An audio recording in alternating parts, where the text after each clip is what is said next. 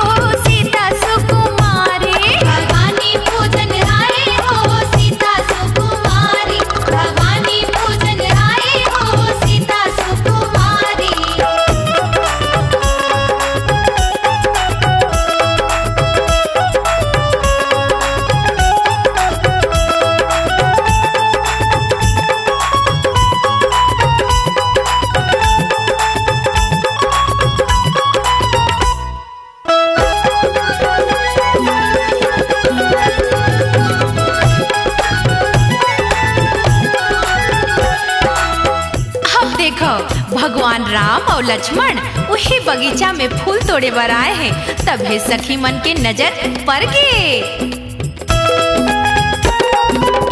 कोनो सखी हाथ धरे पानी के कलसा, कोनो सखी हाथ धरे पानी के कलसा, कोनो सखी हाथ धरे पानी के कलसा, कोनो सखी हाथ धरे पानी के कलसा, कोनो सखी हाथ धरे पानी के कलसा। फूले हैं जय हो, फूले हैं फूले वारी हो, सीता सुकुमारी भवानी।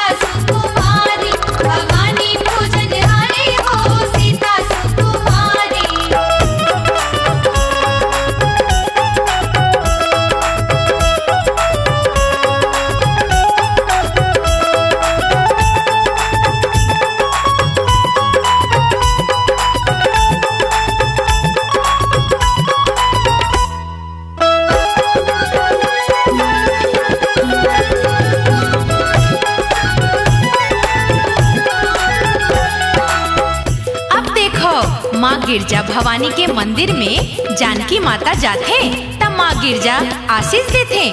ओला का देथे आशीर्वाद माँ? आशीर्वाद देतिस गिरजा माँ